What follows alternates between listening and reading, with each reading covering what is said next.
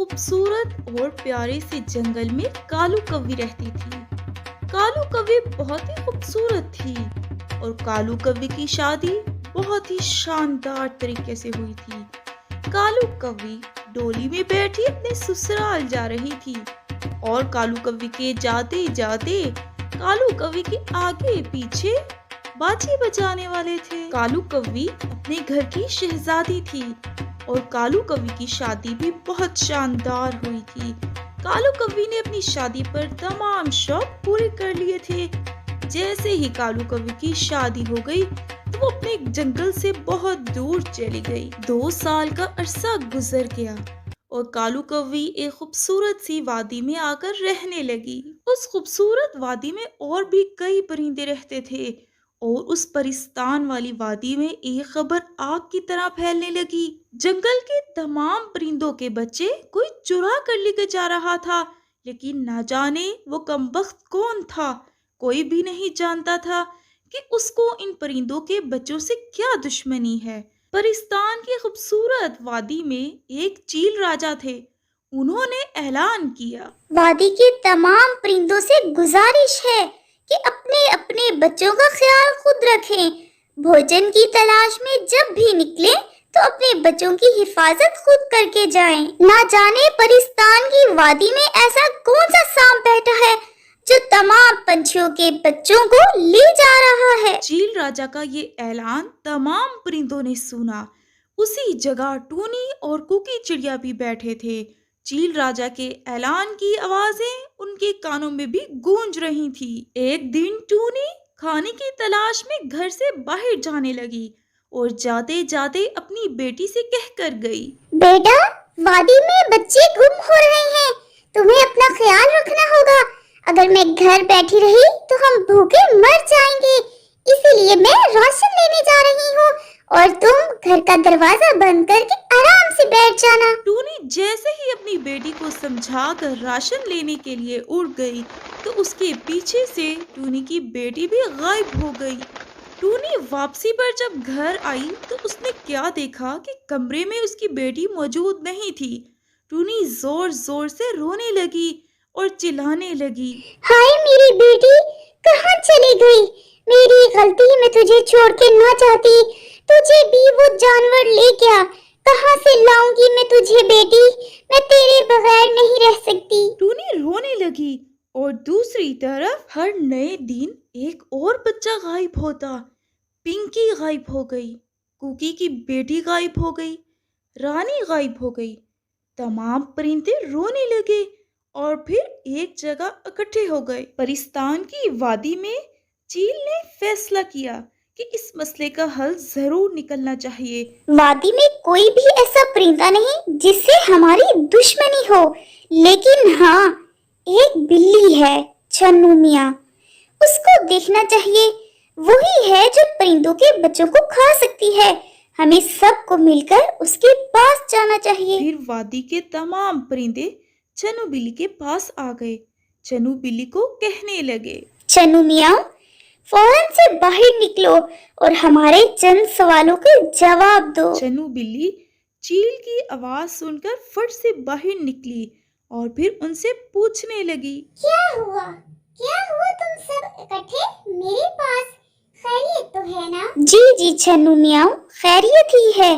तुम एक बात बताओ, वादी में परिंदों के बच्चे गायब हो रहे हैं, लेकिन तुम्हारा बच्चा तुम्हारे पास है।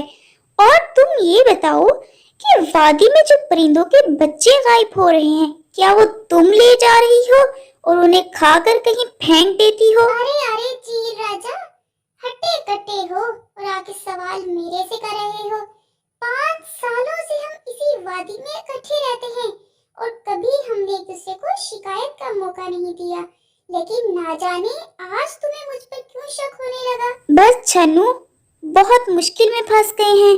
ना जाने वो कौन सा सांप है जो वादी में छुपा बैठा है और पता भी नहीं लगने देता कि बच्चे कब और कैसे गुम हुए। आप सब फिक्र मत करो, हम मिलकर इस मसले का हल निकालेंगे। मैं ऐसा काम बिल्कुल भी नहीं कर सकती क्योंकि मैं आप सबको अपना दोस्त मानती हूँ। कालू कव्वी भी इसी वादी में रहती थी, लेकिन कालू कवि कभी भी किसी से घुलती मिलती ना ही उसको किसी के घर जाने की आदत थी। बस छन्नू बिल्ली से उसकी थोड़ी बहुत जान पहचान थी। वादी के तमाम परिंदे इस मसले का हल निकालने के लिए बैठे थे, लेकिन वो इस मसले को हल नहीं कर पा रहे थे। एक दिन छन्नू बिल्ली का सामना कालू कवि से हुआ। छन्नू बिल्ली कालू कवि से कहने लगी, बहन, तुम वादी के हालात तो जानती हो। पहले कभी भी 5 सालों में ये नहीं हुआ जो अब हो रहा है। ना जाने कौन है जिसको बच्चों के साथ दुश्मनी है। तुम क्या कुछ जानती हो? नहीं, नहीं, भला मैं क्या जानती हूँ? मेरा तो कोई बच्चा ही नहीं। चलो, कभी ना कभी तो पता लग ही जाएगा कौन ऐसी हरकतें कर रहा है। अच्छा अच्छा, मैं चलती हूँ, मुझे जरा काम है। छन्नू बिल्ली को कालू कवि पर शक होने लगा कि कुछ ना कुछ तो गड़बड़ है। अगली सुबह भालू बाहर बैठकर इंजॉय कर रही थी कि उतनी ही देर में वहां पर कालू कवि आई और उसने भालू को शिकार किया। अपनी चोंच में दुबाए उड़ गई। वादी में कोई नहीं जानता था कि ये बच्चे गायब होने वाली हरकत कालू कवि कर रही है। अगर वादी में किसी भी पंछी को ये बात पता लग जाती तो कालू कवि का जिंदा रहना मुश्किल था। कालू कवि ने भालू को लाकर उन तमाम परिंदों के साथ रख दिया। कालू कवि ने उन परिंदों के बच्चों को कोई नुकसान नहीं पहुंचाया था। वो बहुत मोहब्बत करती थी परिंदों के बच्चों से, लेकिन न जाने वो ऐसा क्यों करती थी कि सबको अजियत दे रही थी। एक दिन छन्नू बिल्ली को घर से बाहर जाना था। उसने सोचा कि मैं कालू कवि को बता कर जाती हूँ और साथ देखती हूँ कि वो हमें अपने घर में क्यों नहीं आने देती। एक घर का दरवाजा तो खुला रहता है, लेकिन उसके साथ वाले कमरे में कौन है कोई नहीं जानता। उधर कालू कवि ने कभी किसी को नहीं जाने दिया था।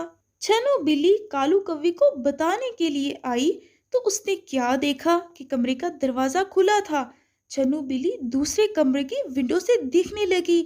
उसने क्या देखा कि वहां पर सारे परिंदों के बच्चे वहीं मौजूद थे, लेकिन उन्हें तो कोई आंच नहीं आई थी। फिर कालू कवि ने ऐसा क्यों किया? छन्नू बिल्ली ये सब देखकर हैरान रह गई कि वादी में छुपा सांप कालू कवि है। कोई जानता तक नहीं ये ऐसे काम कैसे कर लेती है। क्या इसमें कोई भूत है? फिर छन्नू बिल्ली ने कालू कवि को पकड़ लिया और कालू कवि को दूसरी जगह ले जाकर उससे सवाल करने लगी। आखिर ये परिंदों के बच्चे तुम्हारे पास कैसे? तुम्हारा क्या मकसद है? तुम इस वादी में कब से और क्यों आई हो?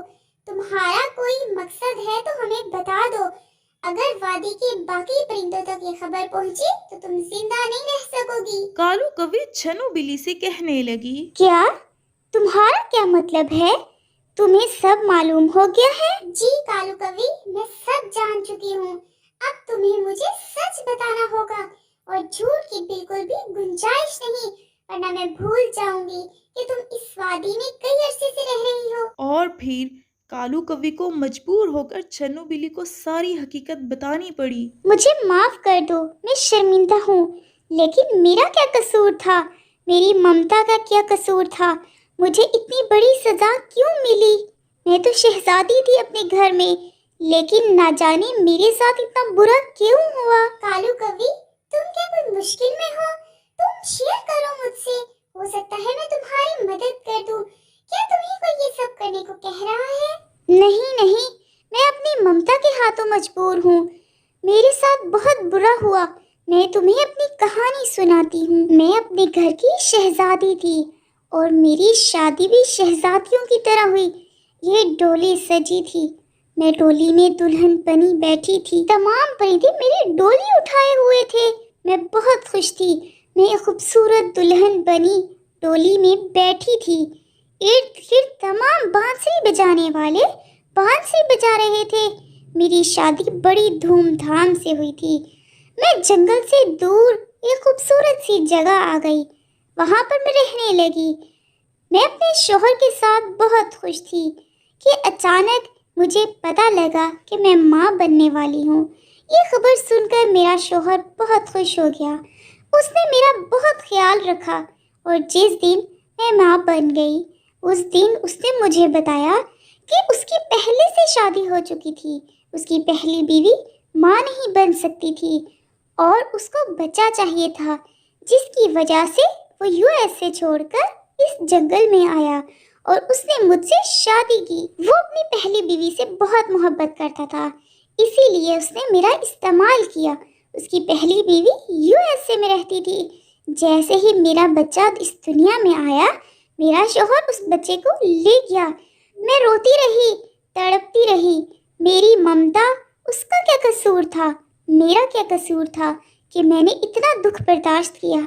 अब मुझे जंगल के वादियों के तमाम परिंदों के बच्चों की शक्ल अपने बच्चे जैसी लगती है। मुझे लगता है ये तमाम बच्चे मेरे हैं।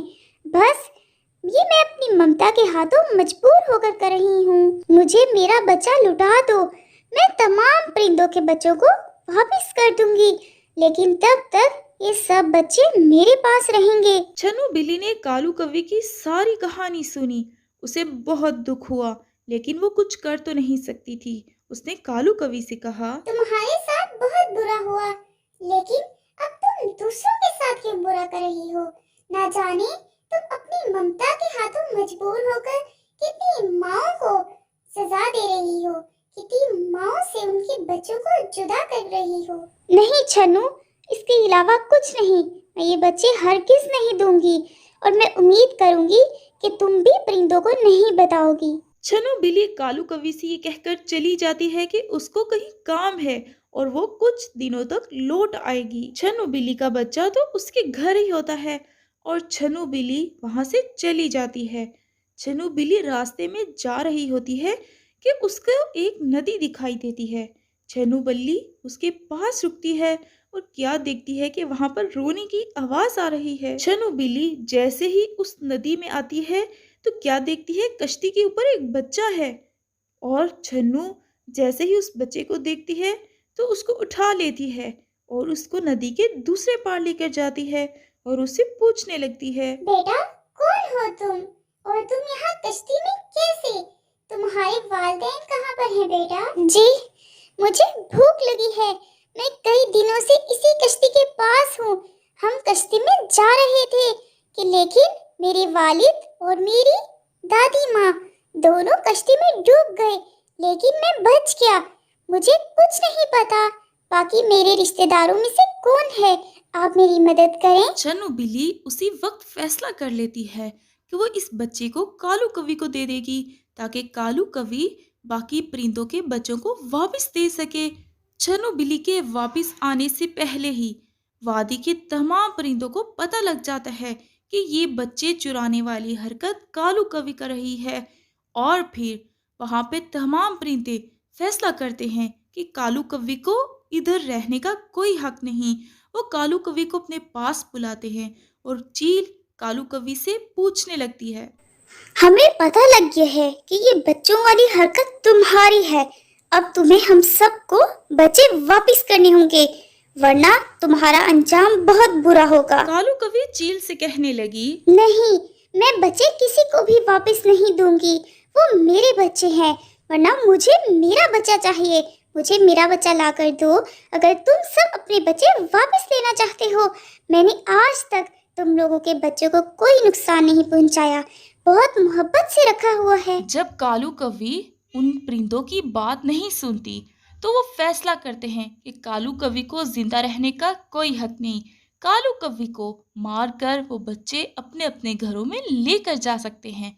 कालू कौवे को एक दरख्त के साथ बांध दिया जाता है ताकि उसको कत्ल कर दिया जाए और बच्चे कालू कौवे के घर से उठा लिए जाते हैं और फिर सबके सामने कालू कौवे को एक दरख्त के साथ रस्सियों के साथ बांध दिया जाता है और फिर वो कालू कौवे पर पत्थरों की बरसात करने का फैसला करते हैं ताकि पत्थर लग लग कर कालू कौवे जख्मी हो जाए और उसको उसके किए की सजा मिल सके। और फिर जैसा उन्होंने सोचा होता है वो वैसा ही करते हैं। अभी चंद पत्थर ही गिरे होते हैं कि वहां पर छन्नू बिल्ली आ जाती है और आकर कहने लगती है, रुक जाओ, यहीं पर रुक जाओ। ये हकीकत नहीं जो तुम जानते हो। मैं आप सब परिंदों से गुजारिश करती हूँ कि मैं आपको बताती हूँ कि अब तक जो हुआ वो क्यों हुआ। फिर छनु बिल्ली कालू कव्वे की सारी हकीकत तमाम परिंदों के सामने रखती है और तमाम परिंदे कालू कव्वे को रस्सियों से निकाल देते हैं। और फिर कालू कव्वी जैसे ही छनु बिल्ली के साथ एक बच्चा देखती है और वो खुश हो जाती है कि ये तो उसका बच्चा है। फिर कालू कव्वी छनु से पूछने लगती है, ये तो मेरा बेटा है। ये तुम्हें कहाँ से मिला छन्नू? अच्छा, ये तुम्हारा बच्चा है। मैं नहीं जानती थी। मैंने तुम्हें बताया था मैं किसी काम के सिलसिले में जा रही हूँ, तो मुझे ये रास्ते में कश्ती पर मिला, तो मैं समझी इसको मैं तुम्हें दे दूंगी, तो तुम बाकी परिंदों के बच्चे वापस कर दोगी। इसके बाबा और इसकी दादी माँ कश्ती में जाते जाते नदी में डूब गए, सिर्फ ये बचा था, तो मैं तो इसलिए तुम्हारे पास ले आई। फिर कालू कव्वी अपना बेटा देखकर बहुत खुश हो जाती है और फिर परिंदों को भी तमाम हकीकत के बारे में पता लग जाता है और फिर वो भी अपनी गलती पर नादिम होते हैं कि उन्होंने बहुत गलत किया। और फिर चील कालू कव्वी से कहने लगती है, हमें माफ कर दो, हमें एहसास नहीं था कि तुम ये सब अपनी ममता के हाथों मजबूर होकर कर रही हो। लेकिन अगर हम वादी में एक साथ रहते थे तो तुम्हें हमें बताना चाहिए था। हो सकता है हम तुम्हारी कुछ मदद कर देते और ये सब करने की तुम्हें नौबत ना आती। हो सकता है हम तुम्हें अपने साथ ही रख लेते। जी चील, मुझे भी अपनी गलती का एहसास है कि मैंने आप सबके साथ गलत किया, लेकिन मैं बहुत दुखी थी। मुझे बहुत अफसोस था। मुझे हर बच्चे में अपने बच्चे का अक्स नजर आ रहा था, इसलिए मैं भी आप सबसे माफी चाहती हूँ। तो इस तरह फिर तमाम परिंदों के बच्चे उनके पास आ जाते हैं और कालू कव्वी के पास भी कालू कव्वी का बेटा आ जाता है। फिर वादी के तमाम परिंदे बहुत खुशी खुशी रहने लगते हैं। प्यारे बच्चों, हमने इस कहानी से क्या सबक सीखा? हमें किसी पर भी जुल्म नहीं करना चाहिए, जैसे कालू कव्वी के शौहर ने कालू कव्वी पर किया, लेकिन उनके साथ भी बुरा हुआ। आखिरकार कालू कव्वी को उसका बच्चा वापस मिल गया और वादी के तमाम रहने वाले परिंदे मिलजुल कर रहने लगे। वादी के तमाम परिंदे मिलजुल कर रहते थे और बहुत मजबूत थे। कालू कव्वी की इस हरकत से वो बहुत परेशान हुए, लेकिन उन्होंने कालू कव्वी को माफ कर दिया क्योंकि कालू कव्वी के साथ भी बहुत बुरा हुआ था और उसने जो गलत किया वो उस पर नादिम भी थी, क्योंकि जो कालू कव्वी के साथ हुआ था वो भी किसी से कम नहीं था। इसीलिए फिर वादी के तमाम परिंदे मिलजुल कर रहने लगे। प्यारे बच्चों, अगर आप इसी तरह की मजीद कहानियाँ देखना और सुनना चाहते हैं तो इस चैनल को सब्सक्राइब करें, वीडियो को लाइक करें।